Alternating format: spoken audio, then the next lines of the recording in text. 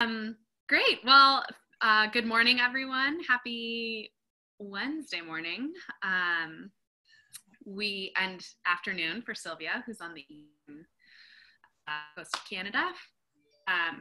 For the us, still 10 a.m. But yeah, thanks for tuning in. This is our second webinar in our core system change learning series. So our previous webinar really was focusing on the context of, we're in the midst of COVID, we're in the midst of a lot of, racial and societal unrest and a big kind of movement happening there. And so really just kind of contextualizing this whole series within that reality of what kind of the ecosystem that we are in looks like. And today we're going to dive more into collective impact and what it is and what it means for us as our 5 core collaboratives across the Snohomish County footprint. Yeah, just really thinking through what the technical kind of realities of collective impact are, and then what the practical application looks like. So if you missed that first webinar, it will be available on our YouTube channel. I'm going to be sending out that link. Keep an eye open for it in the next couple days. We've just been trying to figure out how to best share it out with everybody. So that is available. You can email me if you don't see it come through and you would like to watch it. And this will also be recorded, and then I will also send out the link to view this later for those of you who just can't get enough and want to watch it again, or for people who weren't able to join. So yeah, with that, I will also mention that as far as the folks that we have on this call, we have people representing our 5 core collaboratives, as well as United Way of Snohomish County staff, and some board members joining as well. So it's a broader community group here on the call today, but really looking forward to the conversations. And then after this, we will really focus in on core collaboratives and diving into applying this stuff to that work. So I will hand it over to you, Sylvia. Thank you. Hey, everybody. Good afternoon. Good morning. So again, this is going to be like a 1 hour, predominantly sort of introducing to the core theory and getting us all on the same page, because my experience certainly has been often I say collective impact, you say collective impact, but we may not exactly mean the same thing. So getting that common foundation is really critical. And then in between each, so I think we've scheduled the Systems Change Learning series to be something like, 2 theoretical pieces for 1 hour. And then what we'll do is give you in the third series more of a working session where you take these theories and concepts and really apply them to the context of your own collaborative's work. This is me. This is how you reach me. So if you have questions kind of following up after today, or you want to know a bit more or clarify something, don't be shy about reaching out. But I'm actually technically on vacation till Monday. So wait till Monday, and then I'm happy to answer you back. Just want to take a moment to acknowledge that we at Tamarack, and certainly where I am meeting on the indigenous land of the Anishinaabe and the Haudenosaunee and the New Credit, Métis of the New Credit. And as settlers, I think it's important to just acknowledge and thank the generations of Indigenous people who have taken care of the land on which we all are living now, and as settlers recognizing the contributions and historic importance and wisdom of Indigenous people in the work that we do in community. For those of you who aren't familiar or want to go deeper, I'd really direct you to Tamarack's website.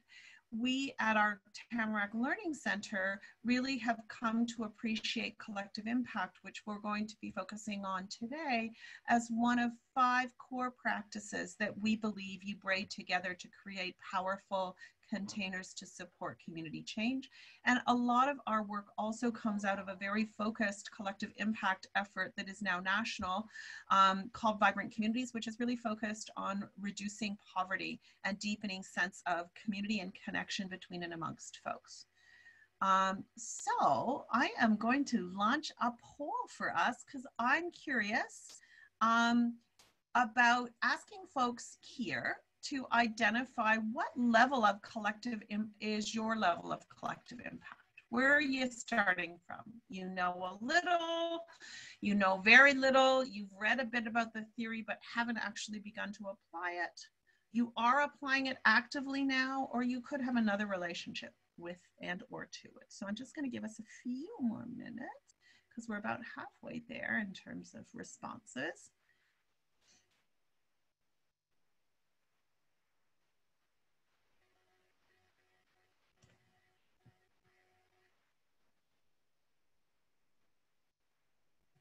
A few more to come.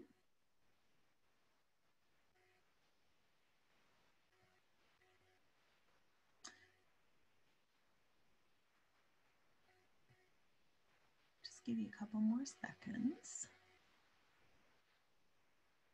27 of you have responded. That's pretty good. 84%. One more minute. Okay, let's take a look. So there we go. So overall, the majority of you, and it's a slight majority, know very, very little about collective impact. So I'm really glad we're taking the time to kind of create this common understanding. But what's beautiful is that, you know, there are some of you who actually are quite established in your work in collective impact, and that is also pretty common. So part of what I think is going to be really important as we go through this session is to really draw upon and share your own experiences, because I think that's always where some of the richest learning comes from. And then the second sort of reflection that I'd love to use to ground our session is to ask you, are there some specific questions with respect to collective impact that you would really want to make sure that we address in this session? And if so, if you wouldn't mind putting it into the chat box, that would be fabulous for me to kind of get a better sense of what's really top of mind for you when you think about this as an approach that you want to learn about. So take a couple minutes. And feel free to type in key questions or learning hopes you have about collective impact.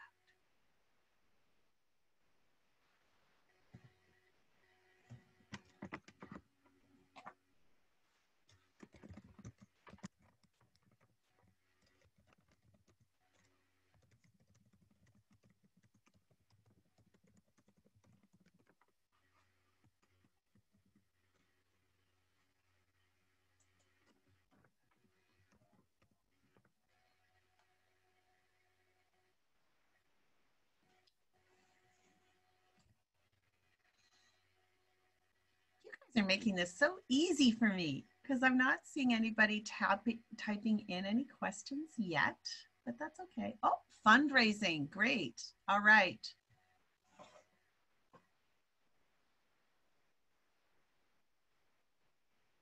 The role of trust, great. Another good question. Let me give it another couple minutes. How do you build that sense of shared ownership? Terry asks, roadblocks to accessing services. I wonder if you could say a bit more about that for me, Terry.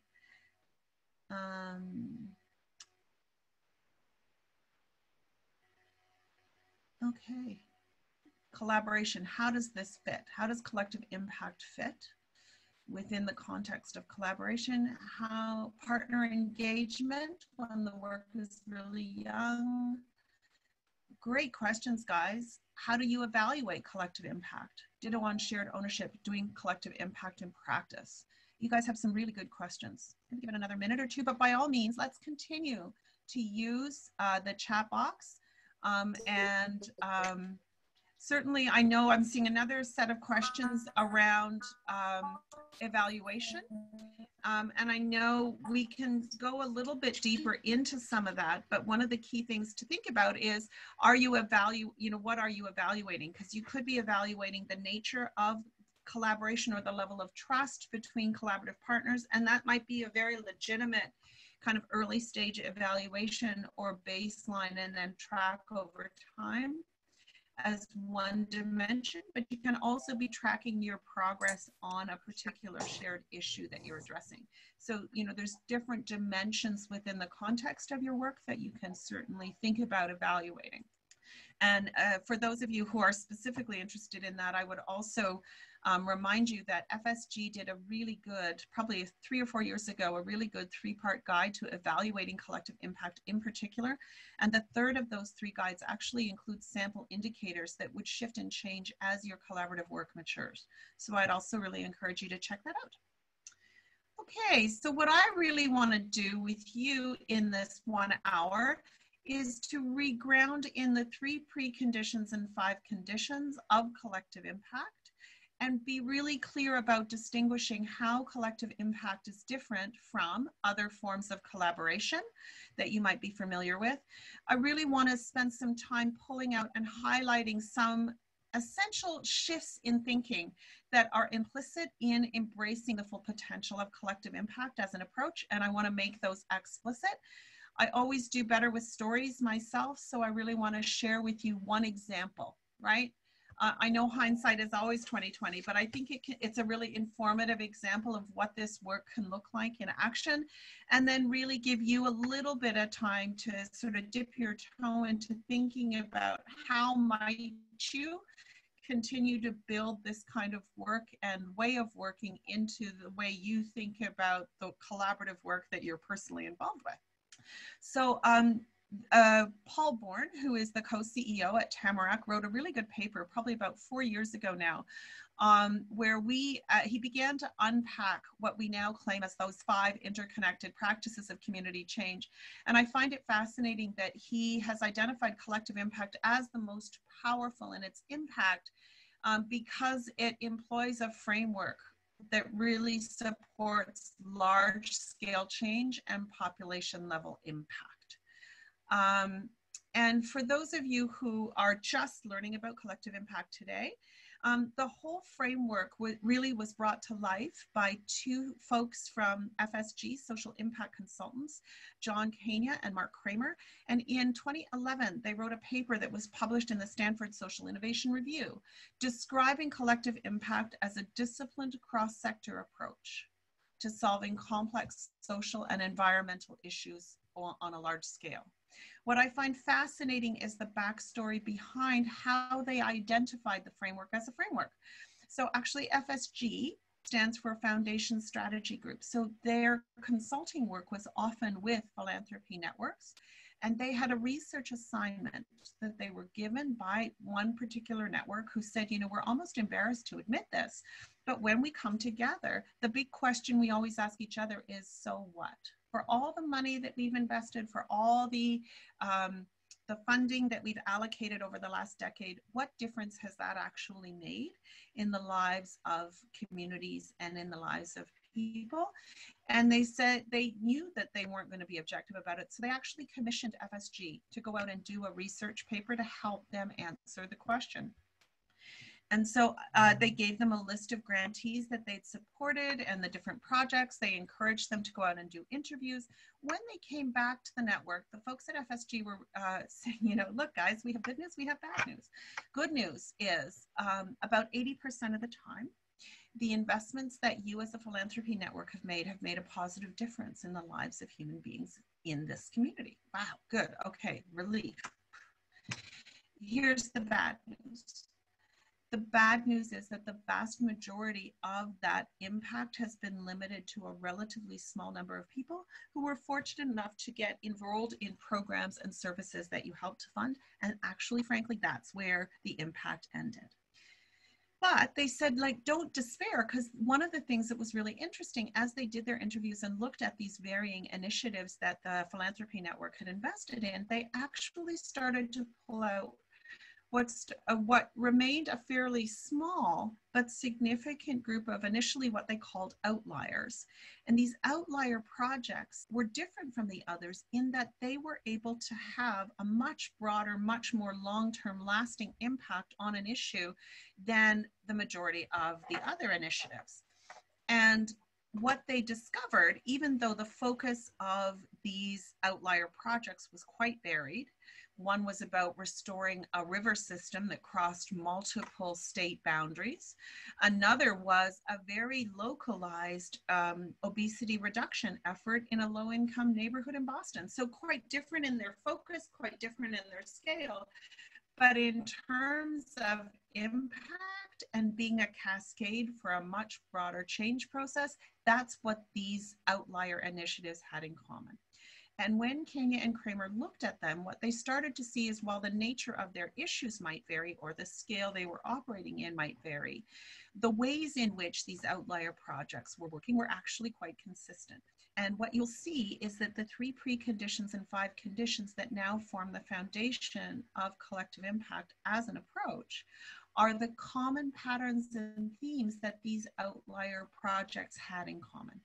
And the hypothesis, which has subsequently been proven, there was a third-party evaluation of collective impact as an approach done in 2018.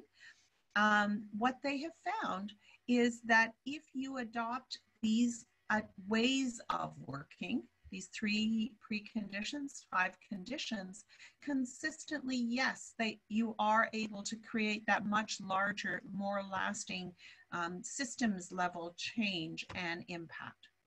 So the 3 preconditions. So these in some ways to me feel like readiness assessments, right? Like this is sort of groundwork stuff for a really strong collective impact initiative. You have engaged influential champions who have skin in your game. They care about this issue. They are willing to roll up their sleeves. They're willing to be identified with this issue, and they're willing to bring others to the table to help address and think differently about how we can tackle a particular issue or concern. So that's the first precondition. The second is about urgency of the issue. So it's really about a critical assessment about saying just because we are focused on this doesn't mean that everyone in the community is. So let's be really critical. Who supports our work? Who's on side with us?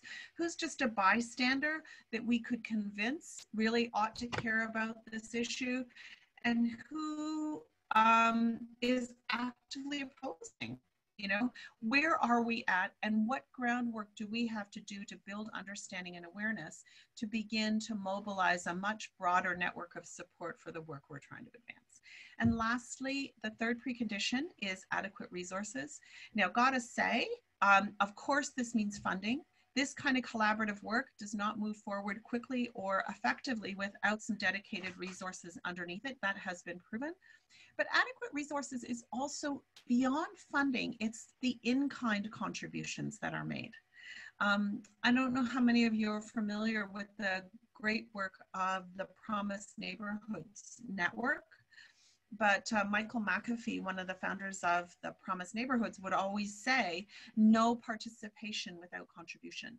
So even if you are someone living in poverty, if you are sitting as a leader at an initiative table, you know what your contribution is, and your contribution is acknowledged and valued. So you really want to also build that shared ownership and commitment to a collective impact approach, which I believe was one of the questions in the chat box, by really enabling groups to contribute in kind, their knowledge, their resources, their meeting space, their photos, whatever they can, because that's how this issue becomes their issue and they bring ownership to it. The next slide I want to cover really is the 5 conditions of collective impact. So these, if you'll remember, will be the common patterns and themes that these high impact initiatives embraced. And one important thing to say is that you can't cherry pick these. You can't sort of say, okay, well, we're going to focus on the common agenda stuff, but we'll leave the backbone alone for now, right? They all work well when they kind of are cultivated together. So let's unpack each one of these 5 a bit because they're central. The common agenda is a vision, absolutely, an aspiration shared across a diverse network of stakeholders. So that shared aspiration for the kind of result we're driving for, the desired future we're hoping to achieve.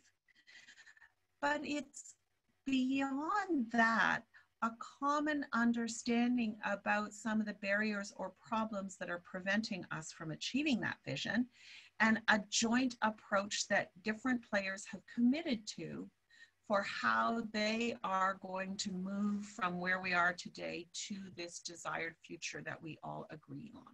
So it is that aspiration, but it's also the plan and the commitment of different players. Shared measurement for me is, of the 5 conditions, the one that really helps to distinguish collective impact from other forms of collaboration. And so what it is that we are committed to grounding ourselves in data. That means at the outset, when we're sort of setting our common agenda, we are being informed by data. So a perfect example for me was the work, the poverty reduction work that came out of the city of Hamilton, where when they initially started, they were having a hard time getting community members to come and have community focus groups about poverty. When they looked at their data, they discovered actually that 75% of the people living in poverty in their city were children. So they were able to, because of that data, shift their focus to making their city the best place to raise a child. When that happened, all of a sudden, now, you know, the focus is different. People are having different conversations, but they are still addressing poverty because they know the correlation between who's poor in the city and, you know, the work that is being done. Mutually reinforcing activities is the 3rd of the 5 conditions. And what it says is, look, you know, we're not just looking within the context of an individual organization, but actually we're bringing multiple organizations and sectors together, and we are creating a shared roadmap between and amongst ourselves around the full range of programs and services that are available to people in our community. You know, if you think about it from an organizational leader's perspective, 80–90% of your time, you've got your head down, you have your strategic plan, you have your objectives, and you are busy fulfilling those roles and programs. When you're driving home at the end of the day, you might think, you know, jeepers, we've got great people. They can't work any harder. They can't work any faster. But if we're being brutally honest, we're not collectively having enough impact on the issue that we all care about. So really, the Collective Impact Initiative is that opportunity for various leaders to come together and create a shared roadmap of what do we have to work from? Where are the gaps? Where are the overlaps? And where are the easy wins that we could quickly, you know, kind of create better alignment in our existing system while we're working to come up with new approaches together as well. Continuous communication is the 4th of the 5 conditions, and what it speaks about for me is 3 things.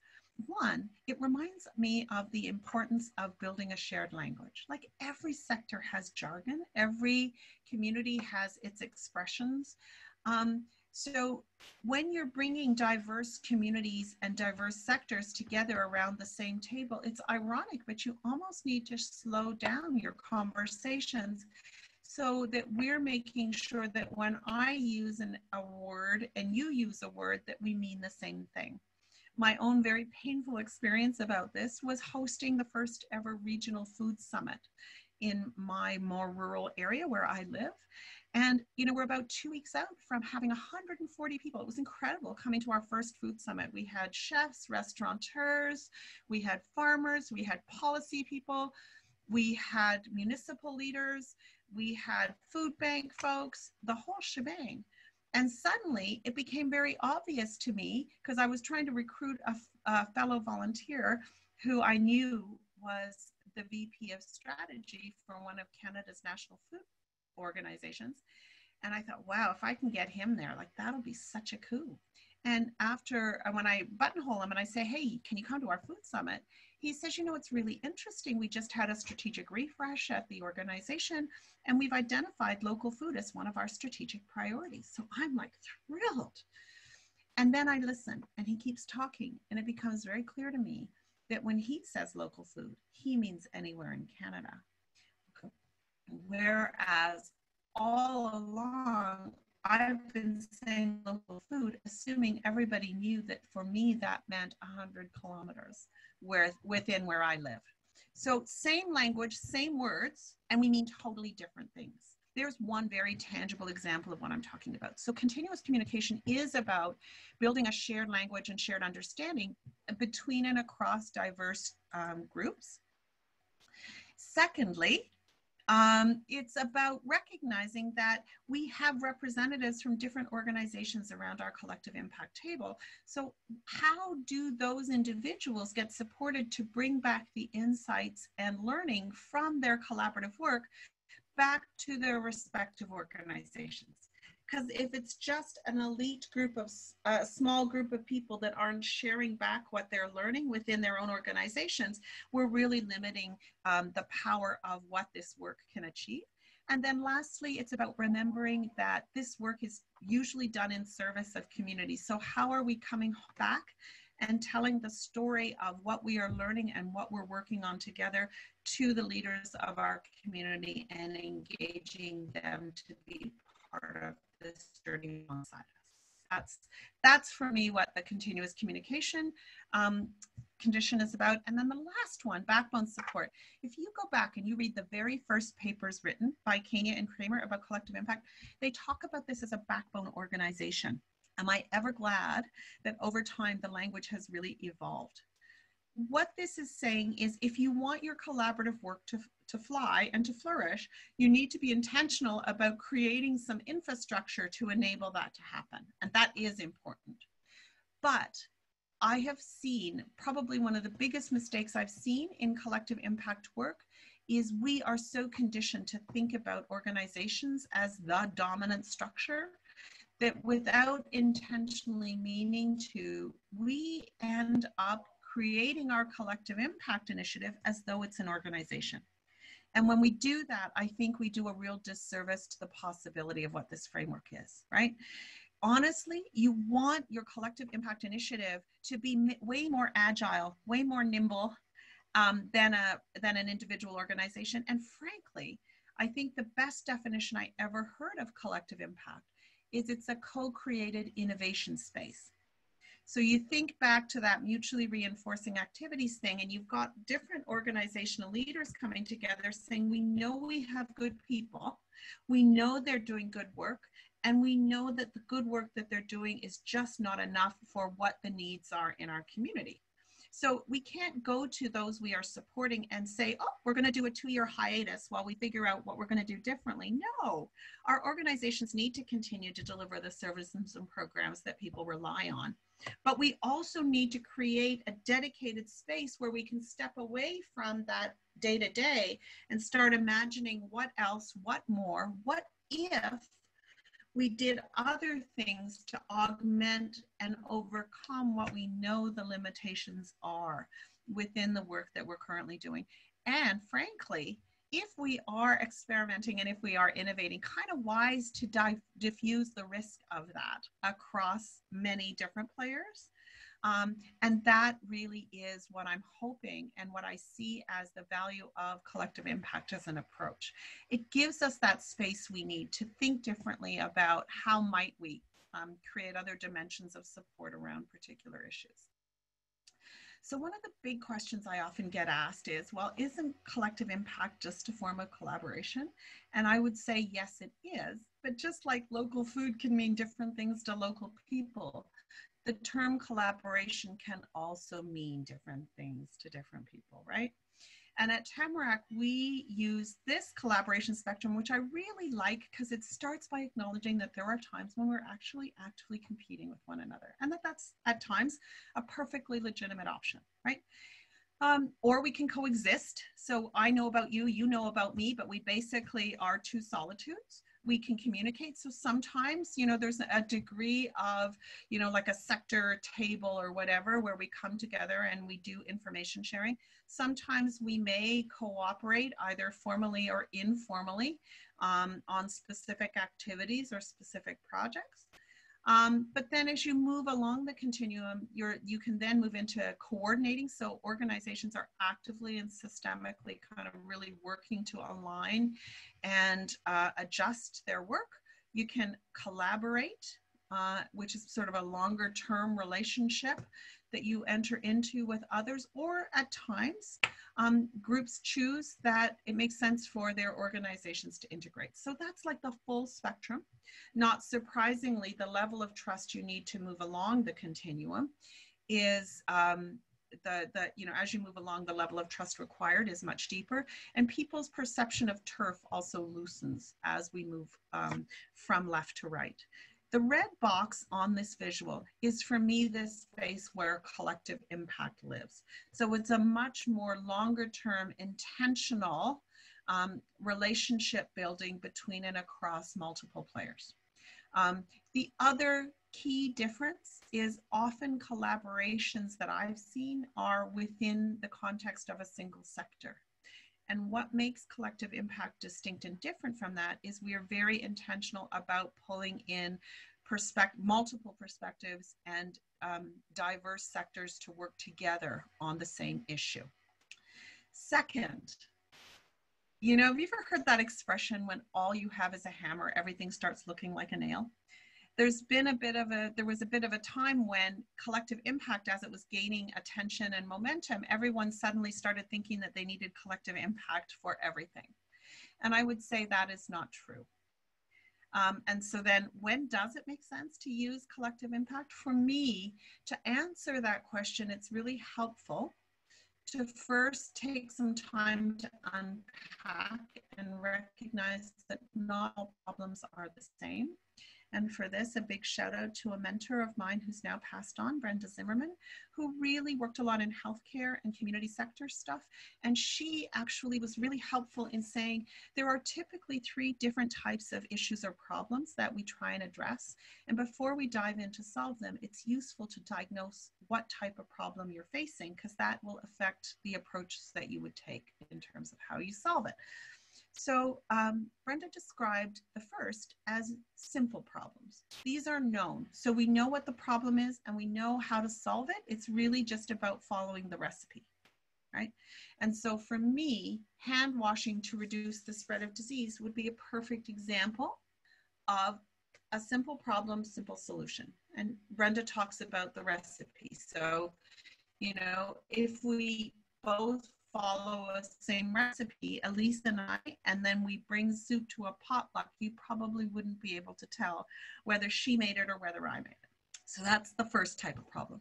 Second type of problem, complicated, is a knowable problem. So we can figure it out. There are more pieces that we have to fit together to come up with a solution. But boy, oh boy, once we click it together, then that solution should continue to work. Brenda's example is sending a rocket to the moon. For me, that feels a bit daunting. I like to think about complicated as putting on a play.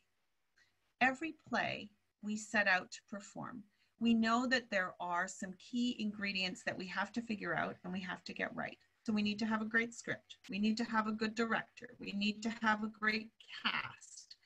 We need to have good sets and props. We need to have great costumes. We need to have lighting and tech, and we need to have marketing.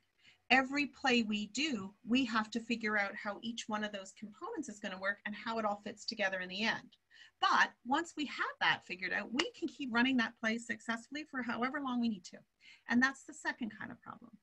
The third type of problem, Brenda sort of identified as fundamentally different from the other two.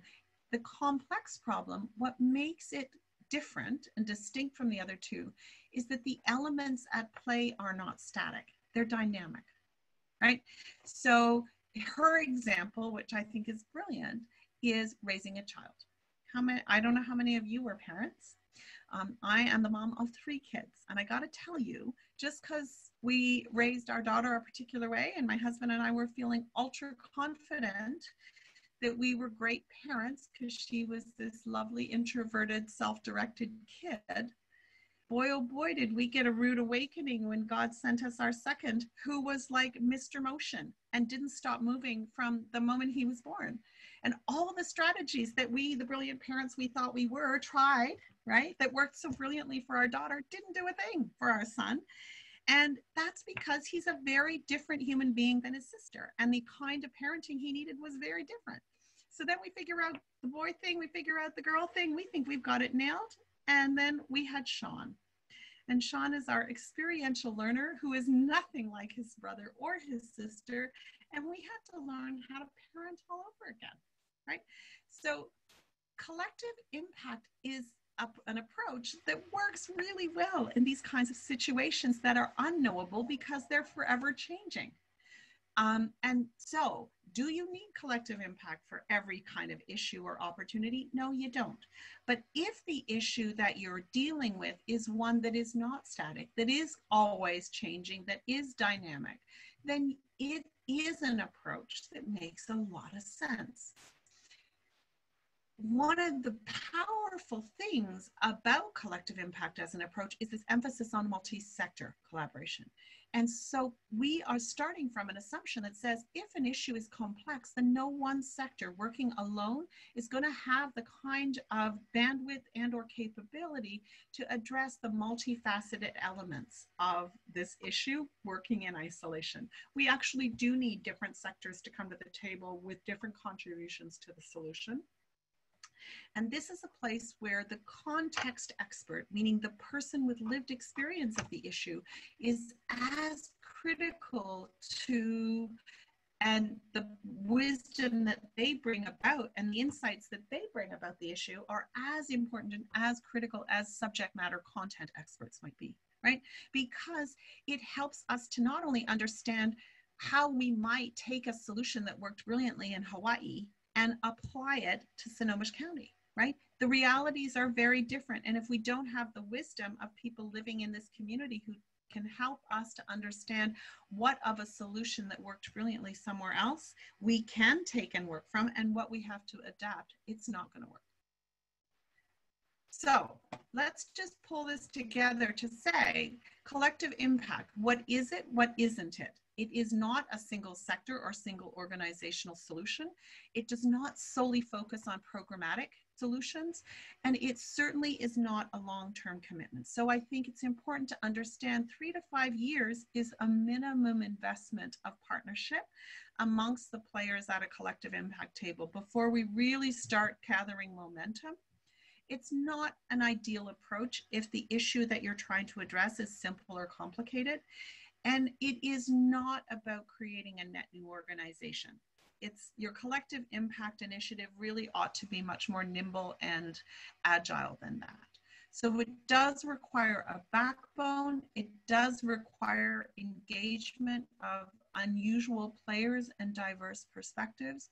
It should focus not just on programmatic solutions, but identifying systemic barriers or opportunities to change policy.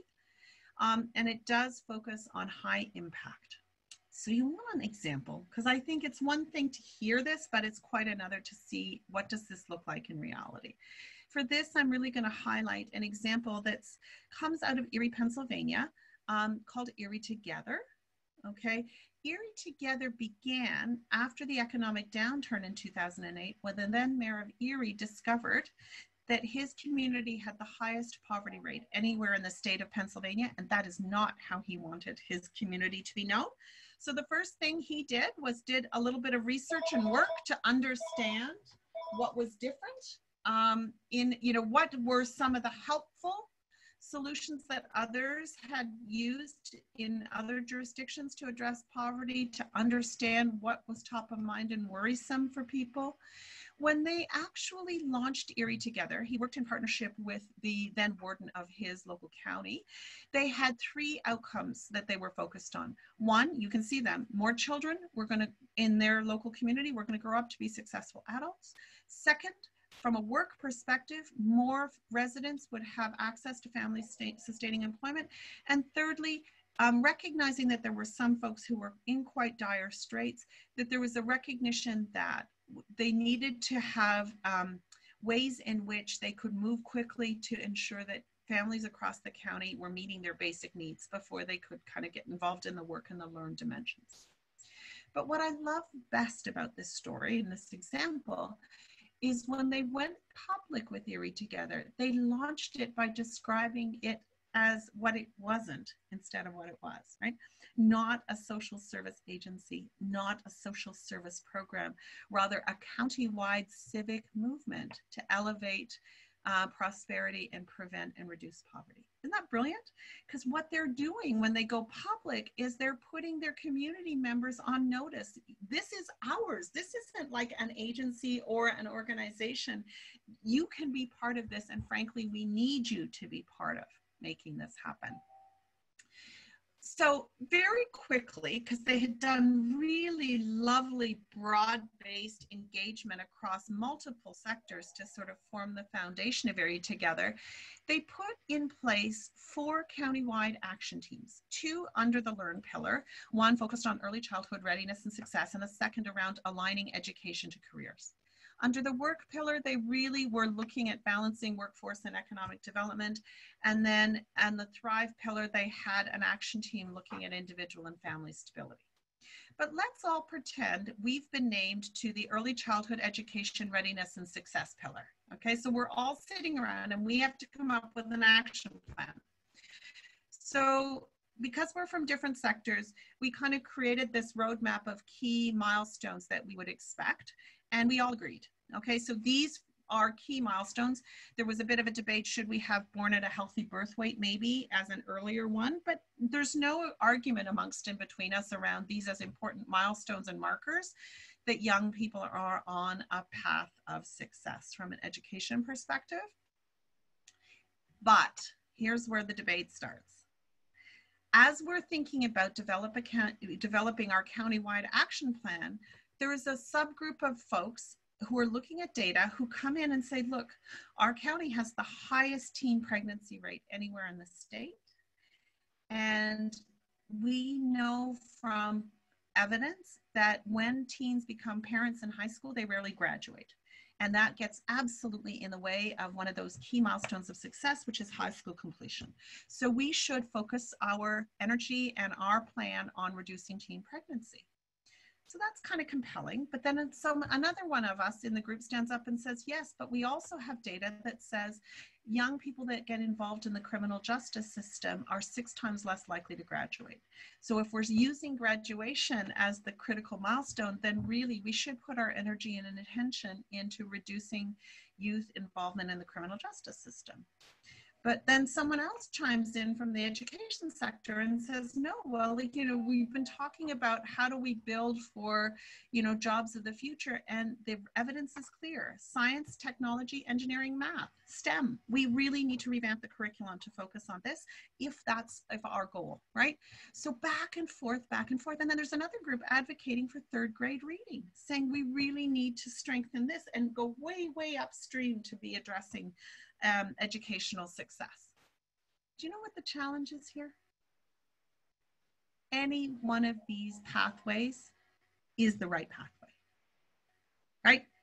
Very quickly, we got there, but we also were very pragmatic and realistic. And we know if we diffuse our efforts in all these different strategies all at the same time, we'll be really limited in terms of our capacity to have impact. And so we kept coming back as a working group to saying we've got to pick and be aligned on a single starting point. We can expand beyond it, but we have to choose our starting point. Ultimately, they chose 3rd grade reading. Do you know why?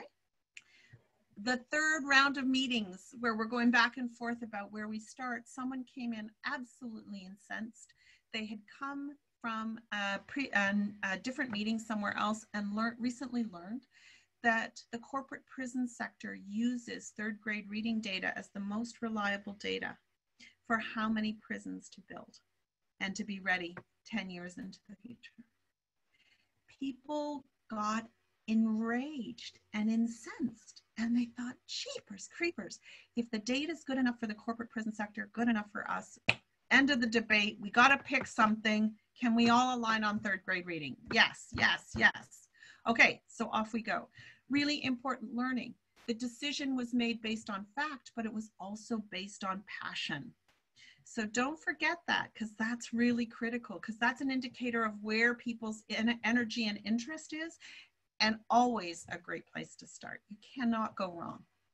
What's beautiful is once they picked a narrower focus, they were able to go really deep and build shared understanding. Where are we starting from was one of the first questions they asked. So they learned very quickly that in their county, 33% of third graders were reading below grade level, 33 were at grade level, and 34 were above. And then they went all out as an action team. They started looking at curriculums. They started looking at, who was struggling, what would accelerate a kid, what would keep a kid's interest if they were reading well. And remember that early launching of this is a countywide civic movement? They didn't put all the energy and attention on what schools had to do. They had strategies for parents. They mobilized faith communities to offer grandparent after-school reading programs. They did all kinds of creative things well beyond the boundaries of the school itself and pulled in all kinds of unlikely partners to really help champion this work. And at the end of 3 years, when they retested, look where they landed. Only 6% of their third graders were below basic, 19 were at grade level, and a full 75% of the kids in their county were reading above grade level. This to me also illustrates why the data matters, right? So, you saw that debate back and forth of all the areas where that action team could have put its energy. When they focused and they were able to report back to the community the collective progress that they had made on addressing this issue, wow, what an infusion of energy, excitement, possibility. And then they've actually proven the credibility of this approach and they're ready to tackle the next obstacle along the way, right? So I think there's lots in that story that is informative because I think it is messy and it is hard. There's lots of places you could put your energy and you kind of got to pay attention to where's the energy and passion of your community. What is top of mind for them? Because frankly, making progress on any one of these things is fantastic and a great way to start. The relationships and confidence and that you build in doing this work can easily then be transferred and translated to the next big issue you want to tackle together. So one of the things that I found fascinating was John Kania actually about 6 years after Collective Impact had been launched was speaking at one of Tamarack's learning events. And one of the things he said that caught my attention was he said, I'm beginning to think that the 3 preconditions and 5 conditions of collective impact are necessary but not sufficient to get to the full promise of what this framework can offer, because he started to see that implicit in collective impact was an invitation to think and act differently. And so he felt it was really important to start being explicit about what some of those implicit shifts in thinking were that are baked into this approach. And I want to recap some of them for you here. So we need to shift from buy-in, i.e. I know the answer and I'm going to come and tell you what it is you need to do so we can fix this problem, to shared ownership. Can we stand still? Can I appreciate that from my sector perspective, I have certain insights about what's contributing to this issue, but I don't have all the answers? And can we slow down and learn from each other's perspective to create a richer understanding of the dynamics of this issue in our community before we go leaping into action and solution? And can we do it in such a way that each one of the players has contributions that they are making to help make this shift possible? We've talked about this one already. So yes, we do need content experts to be helping lead the charge in terms of finding solution. But we can never, but we have to balance that wisdom with the wisdom that can only come from a context expert, which is someone who has lived this issue in our community and can tell us what the unique challenges and opportunities are, what will fly, what won't fly, and how to talk about this issue in a way that people in our community can hear and understand. This one always catches me. I remember John Kania talking about, we keep investing in programs and being really pissed off that the system doesn't change. Well, frankly, if part of the problem is the system, then we need to be very intentional about baking in systems change strategies alongside our programmatic strategies. And the best definition I ever heard comes of what do we mean when we're talking about systems change, and the difference comes from Karen Pittman from the Forum for Youth Investment, who says a program intervention will help someone to beat the odds, but a systemic intervention changes the odds for everyone. And we need both. We're really good at the programmatic. We are less good at the systemic because we are part of the system, and it's often hard for us to see ourselves. Thankfully, the folks at FSG have done a bit of a deeper dive into this, and they've told us there are 4 key elements or pathways to really build strong systems change. The first is you begin by increasing coordination between and amongst the players in the system so that they can see each other and we are aligning our work more in support of one another. Then we learn through prototyping. So these are safe fail experiments that we try together to bridge some longstanding issues and challenges that we've all been aware of but don't quite know how to solve. We look at opportunities to bring enhancements to the way in which we come at things by, incorporating common practice between and amongst each other. And then ultimately, we look at policies. They can be organizational or municipal, statewide, or federal. But what we're really trying to do is change the rules of the game so that, some of the barriers that are creating the problems are eliminated for folks. So what we know is that this is long-term work. It's not quick, but it's useful and helpful to plan in terms of 3 to 5 year cycles, and that within each phase of a collective impact initiative, you need different types of leaders and that you need to be continually learning and adapting as you go. And there's lots of experience that can be gained by others who've kind of embraced similar collective impact approaches, and I would learn from those as well.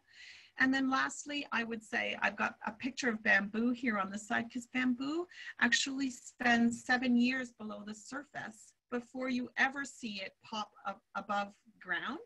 But once it does, it can grow up to 150 feet in 1 hour. And that's because all this time we thought nothing was going on. A rich root system was being laid down to support enormous growth. We in North America are so action-oriented, and part of the challenge of collective impact is slowing ourselves down enough to learn from each other and to sort of scope things out before we jump in and start undertaking work. So I think John Kania and Mark Kramer have done the world a great service by kind of articulating so cleanly these 3 preconditions and 5 conditions. But what I will say to you is taking that framework and applying it to your issue in your community doesn't mean it's not going to be messy. It is going to be messy, and you got to get in there and keep going and link arms with each other and keep working it through. So I'm going to pause here. I know we're running quickly out of time because I know we started a bit late, but are people okay? One thing I wanted to see is if there were any comments or questions. Either putting them in the chat box or any other things that are top of mind that you want to maybe, if I unmute everybody, do you think we can get people to raise their hands? If there are any questions that anyone has, I've just unmuted folks.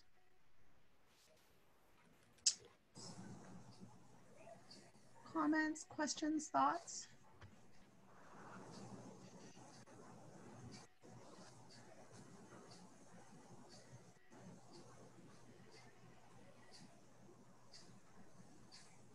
Sylvia, hi, name's Sarah, and I put a question in the chat. I don't expect you to be able to answer it today, but one of the things we've been talking about in our collaborative is we kind of, dig into those, root causes versus symptoms and that sort of thing. We've been having a lot of conversations around ACEs, adverse childhood experiences. So I was just curious if you had any knowledge of collaboratives in North America that have really taken the crisis that they're really rallying around is around ACEs. for some learning for other collaboratives that have done that? There's two that come to mind. I know Alaska's had a pediatric network that was really looking at ACEs and taking a collective impact multi-sector approach to how to mitigate the impact of ACEs. And there's a group out of Alberta that is called the First 1,000 Days Collaborative. And I think I'm going, I'm not as familiar with their work, but I know they were really taking a how do you build resilience kind of lens, and I don't know that it was as much about mitigating ACEs, but more around proactively sort of building resilience and into early childhood sort of work. BC, I think, has a group. I can do more. I can kind of put a canvas out and see, because I also know Australia was doing some really interesting stuff. Does that help, Sarah? Like, specifically, is there a focus for you around the work around ACEs? In our collaborative, we've just, like I said, we kind of started asking ourselves the questions of what's a symptom versus what's a root cause, and with some small scale research we've done currently, we've found that there's a very, very high prevalence of ACEs in our community, much higher than averages you find in other communities. So that's kind of why we're starting to ask ourselves questions. So and I saw someone mention Kitsap Strong as well, which I know that one. So thank you, Allison.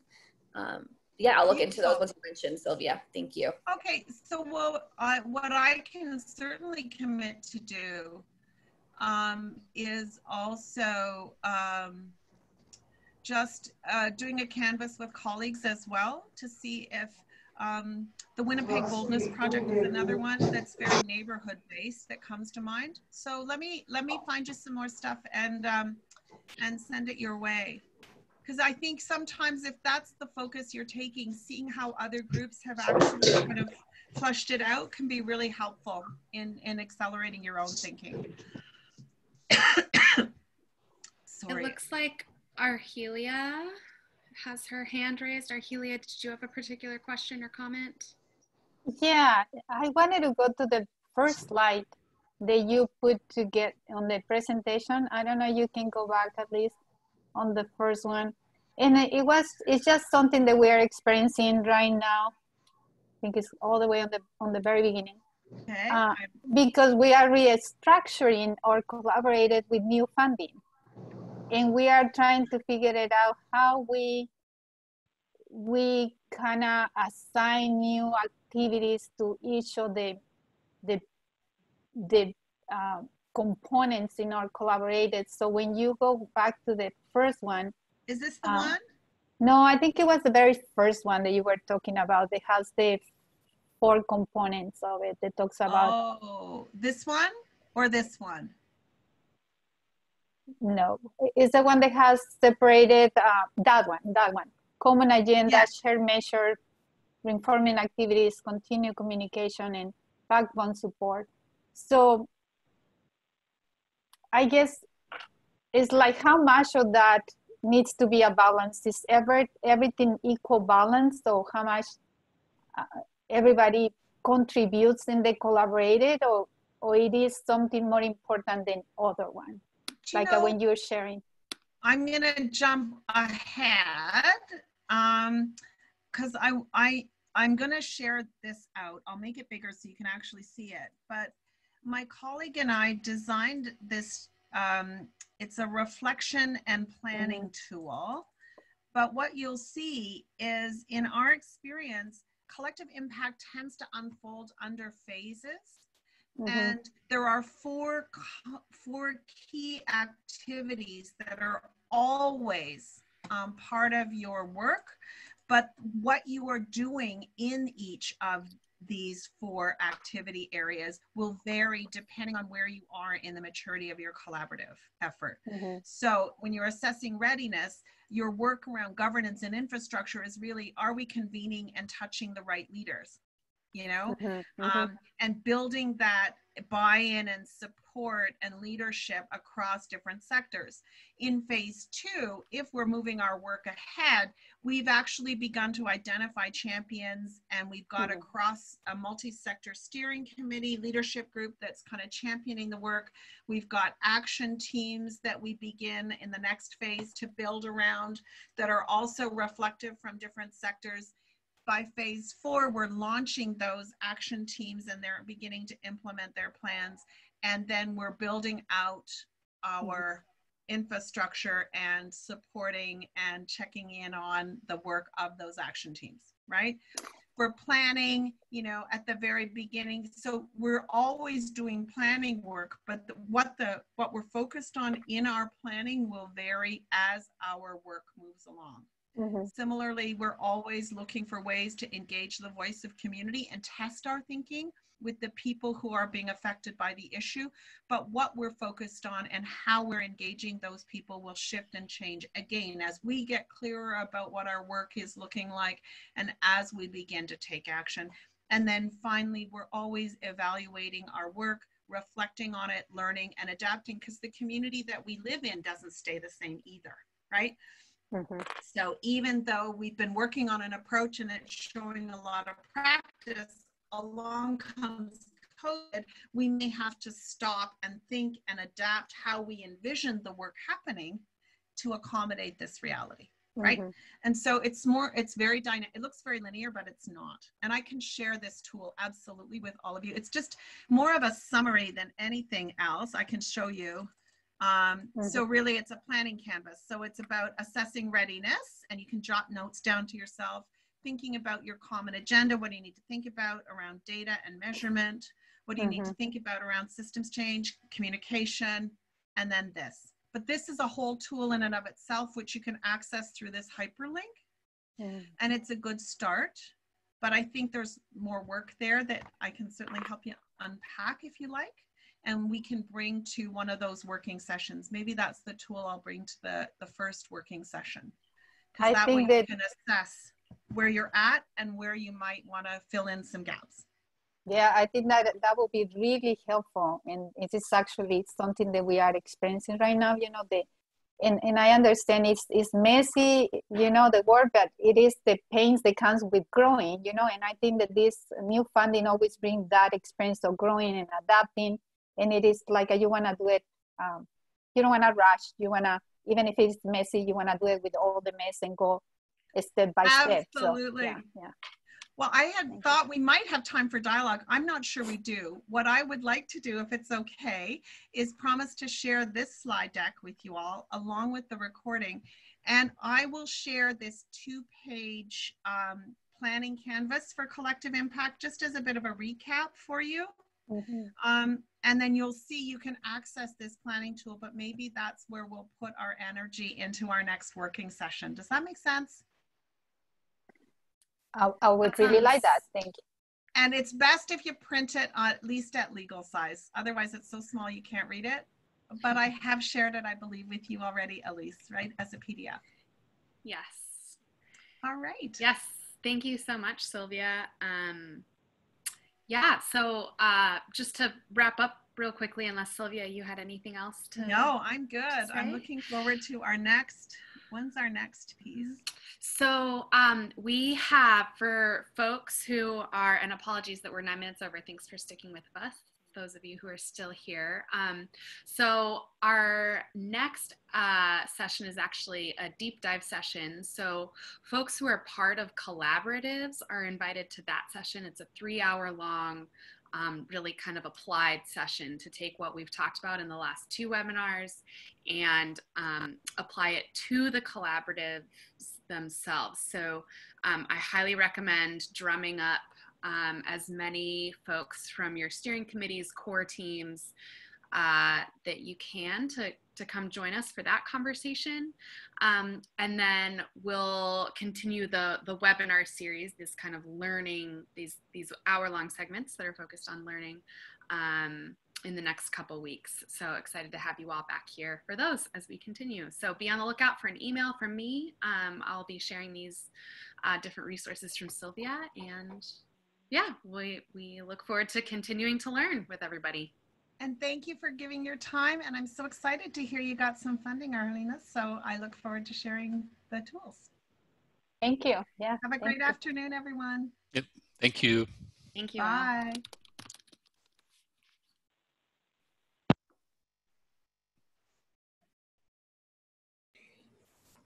Monday.